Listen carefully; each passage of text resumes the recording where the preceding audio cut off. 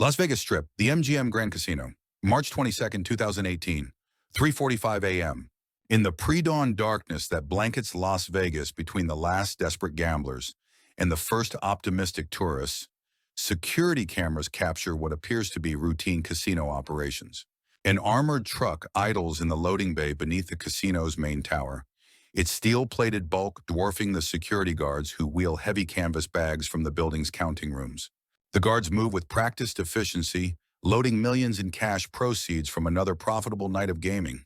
Their radios crackle with familiar voices from the security dispatch center, confirming routes and clearances in the coded language that protects enormous sums of money during their most vulnerable moments of transport. But something extraordinary is hidden within this routine transfer. The armored truck receiving $17.2 million in casino cash isn't supposed to be there. Minutes later, when the legitimate armored car arrives for its scheduled pickup, security guards will discover they've just loaded a fortune into the hands of criminals who use nothing more sophisticated than radio communication and institutional trust. The man who orchestrated this perfect theft wasn't a gangster with connections to organized crime. He wasn't a high roller with inside knowledge of casino operations. He wasn't even armed. He was the voice on the radio, a security dispatcher whose authority was so complete and trusted that no one questioned his instructions, even when those instructions were stealing $17 million.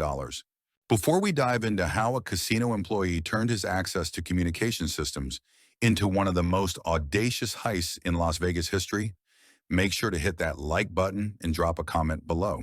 Subscribe for more incredible true crime stories, and if this video is eligible, don't forget to hype it. Your engagement gives these stories a real boost and helps more people discover them. Daniel Reese occupied one of the most critical yet invisible positions in casino security operations. The nerve center where all communication flows and every movement of valuable assets is coordinated through radio dispatches that could involve millions of dollars in a single transmission. At 38, he had spent 6 years perfecting the art of operational coordination while remaining completely anonymous to the casino employees and security personnel who depended on his voice for guidance. Born in Reno and raised in the shadow of Nevada's gaming industry, Daniel understood from childhood that casinos represented vast wealth protected by sophisticated security systems. His path into casino security began with military communications training during 4 years of Army service, where he learned to manage complex information flows under pressure while maintaining absolute accuracy in life or death situations. The MGM Grand hired Daniel based on his military background and demonstrated ability to handle high-stress communication responsibilities. His position as overnight security dispatcher represented steady employment with benefits, but the compensation was modest compared to the enormous sums of money that moved through the systems he managed nightly. Daniel's work environment was a windowless room filled with banks of monitors, radio equipment, and computer terminals that connected him to every aspect of casino security operations. From this technological command center, he coordinated armored truck schedules, monitored surveillance systems, and served as the central communication hub for security personnel throughout the massive resort complex. His shift began at 11 p.m. and extended until 7 a.m., covering the critical overnight period when most cash transfers occurred and when skeleton security crews depended most heavily on centralized coordination. During these quiet hours, Daniel became the authoritative voice that guided the movement of millions in casino proceeds, from counting rooms to armored vehicles. The psychological isolation of dispatch work was profound. Daniel spent 8 hours nightly in a sealed room, interacting with casino operations only through electronic systems and radio communications. He watched the movement of extraordinary wealth on security monitors, while earning a salary that barely covered rent on a modest apartment 20 minutes from the Strip. His personal life was equally isolated. Daniel had no spouse, few close friendships, and no hobbies that required significant financial resources. Co-workers described him as competent and reliable, but noted that he rarely participated in social activities or casual conversation. He had requested no vacation time during his 6 years of employment, creating an unbroken record of perfect attendance that management valued highly. But Daniel's isolation provided advantages that would eventually make his criminal activities possible. His complete knowledge of casino security procedures, his understanding of armored transport schedules, and most crucially, his position as the trusted voice that guided all security operations gave him capabilities that no external criminal could duplicate. So, the trust that security personnel placed in Daniel's communications was absolute. Guards who had never seen him in person followed his radio instructions without question, understanding that the dispatch center represented the authoritative coordination of all casino security activities. This trust would prove to be the foundation of one of the most sophisticated thefts in Las Vegas history. The MGM Grand's cash transport system was designed around multiple layers of security that protected enormous sums during their most vulnerable phase of movement, from casino counting rooms to external armored vehicle services. The complexity of coordinating these transfers required centralized communication that could manage timing, routes, and personnel assignments while maintaining operational security. Daniel's position as overnight dispatcher gave him complete authority over radio communications that guided every aspect of cash transport operations. Armored truck drivers, security guards, and counting room personnel all depended on his voice for instructions, schedules, and clearances that could involve tens of millions of dollars during busy weekend periods. The system assumed that dispatcher communications were legitimate and accurate. Security protocols focused on preventing external threats, armed robbery attempts, vehicle theft, or infiltration by criminal organizations. But the system contained no meaningful safeguards against manipulation by the very person who controlled all communication flows. More importantly, Daniel discovered that most security personnel had developed such complete trust in dispatch communications that they rarely questioned instructions, even when those instructions deviated from normal procedures. Guards who received modified routing information or schedule changes accepted them as legitimate operational adjustments rather than potential security breaches. The insight that would eventually cost the MGM Grand $17 million came during Daniel's observation of communication patterns during an actual operational emergency in late 2017. When a legitimate armored truck experienced mechanical problems, Daniel had coordinated a replacement vehicle and modified pickup schedule without triggering any additional security verification procedures. The incident demonstrated that security personnel would follow radio instructions from dispatch, even when those instructions involved significant deviations from planned procedures. As long as the communications came through proper channels and used appropriate security codes, guards assumed they represented legitimate operational requirements. Daniel realized that if he could create convincing fake armored transport requests, complete with appropriate documentation and timing, he might be able to direct casino cash into unauthorized vehicles while maintaining the appearance of routine. Security operations. The challenge was substantial. Armored truck services maintained their own security protocols and verification procedures that were designed to prevent exactly this type of fraud. But Daniel understood that during busy periods, when multiple legitimate transfers were scheduled simultaneously, additional complexity might create opportunities for deception. Over several months, Daniel began systematically studying armored transport schedules, guard rotation patterns, and the specific procedures used for different types of cash transfers. His position provided access to detailed documentation of security protocols, including the codes and procedures that authenticated legitimate transport requests. Most importantly, Daniel identified the communication vulnerabilities that could be exploited during periods of maximum operational complexity. Friday and Saturday nights, when casino cash proceeds were highest and multiple armored transfers were scheduled, created exactly the type of controlled chaos that might allow fraudulent requests to blend with legitimate operations. Daniel's preparation for the armored truck theft demonstrated criminal sophistication that extended far beyond opportunistic employee fraud. His plan required months of advanced preparation, sophisticated technical resources, and coordination with external accomplices who could provide capabilities that his position alone couldn't supply. The first challenge was obtaining access to legitimate-appearing armored transport equipment. Armored trucks are specialized vehicles with distinctive security features that make them instantly recognizable to casino personnel. Daniel needed accomplices who could acquire or replicate these vehicles convincingly enough to pass casual inspection during the critical minutes of cash loading. Through careful networking within Las Vegas's extensive community of security industry workers, Daniel identified Marcus Webb, a former armored car guard who had been terminated for minor rule violations, but retained detailed knowledge of transport, procedures, and vehicle specifications. Marcus's gambling debts and resentment toward his former employers made him receptive to criminal partnership that could solve his financial problems while providing revenge against an industry he felt had mistreated him. Marcus's value lay in his ability to acquire legitimate-appearing armored transport equipment through contacts in the security industry. Used armored vehicles were available through specialty dealers who served smaller security companies and international buyers. With sufficient cash investment, Marcus could purchase equipment that would pass inspection during the brief period required for fraudulent cash pickup. The second crucial component was creating documentation that would support the fraudulent armored pickup request. Daniel's access to casino security systems provided him with examples of legitimate transport documentation, including scheduling forms, authorization codes, and verification procedures that authenticated approved cash transfers.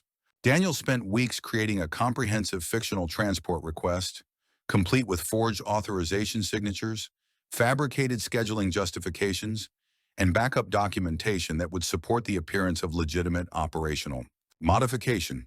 The paperwork was designed to pass initial scrutiny while being complex enough that detailed verification would require time that wouldn't be available during actual pickup operations.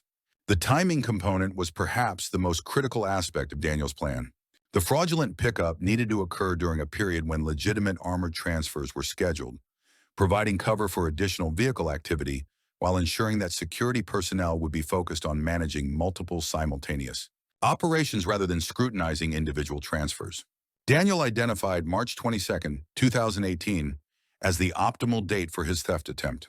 The Thursday night preceding a major holiday weekend typically generated enormous casino cash proceeds, requiring multiple armored transfers during the early morning hours when his shift provided maximum control over communication systems. The final preparation involved establishing secure communication methods and escape procedures that would allow Daniel and his accomplices to coordinate the theft while minimizing their exposure to detection. Burner phones, predetermined signals, and carefully planned routes were essential to managing the complex timing required for successful completion of the fraud. By March 2018, Daniel had assembled all the components necessary for attempting one of the most sophisticated armored transport thefts in casino security history. His plan exploited the trust relationships that made security operations possible, while leveraging his unique position as the authoritative voice that coordinated all cash movement activities. March 22, 2018, represented the culmination of 6 months of meticulous preparation as Daniel Reese prepared to execute the most audacious theft of his criminal career. The Thursday night preceding Easter weekend had generated exceptional casino revenues, requiring multiple armored transport runs during the early morning hours when Daniel's control over security communications would be absolute. Daniel arrived for his 11 p.m. shift with the same professional demeanor that had characterized 6 years of exemplary employee performance. His interactions with security personnel during shift briefings were normal and routine, providing no indication of the extraordinary criminal activities he was planning to coordinate within hours. The evening's legitimate armored transport schedule included 3 separate pickup runs between 2 a.m. and 5 a.m., involving a total of approximately $45 million in casino cash proceeds. The complexity of managing multiple simultaneous transfers would provide perfect cover for Daniel's fraudulent pickup request, while ensuring that security personnel would be too busy to scrutinize individual operations closely. At 1:47 a.m., Daniel initiated the first phase of his criminal plan by contacting Marcus Webb through encrypted communication channels to confirm that the fraudulent armored vehicle was positioned and ready for deployment. Marcus confirmed that his team was prepared and that the modified armored truck would be at the designated location within minutes of receiving Daniel's final authorization signal.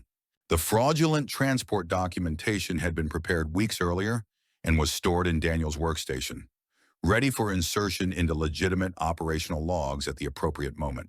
The paperwork appeared identical to authentic transport authorizations, complete with appropriate codes and signatures that would satisfy security personnel during the brief verification period.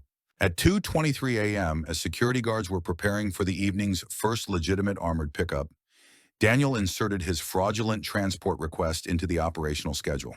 The additional pickup was presented as a last-minute operational modification necessitated by scheduling conflicts with weekend armored transport capacity.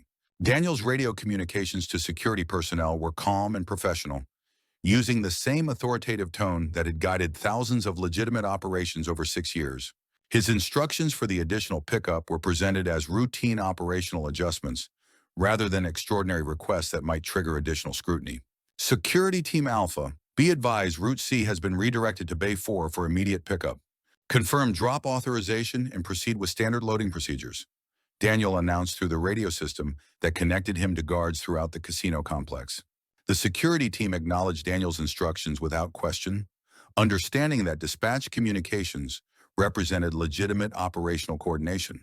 Their radio response confirmed receipt of the modified routing and indicated readiness to proceed with cache loading procedures for the additional armored vehicle.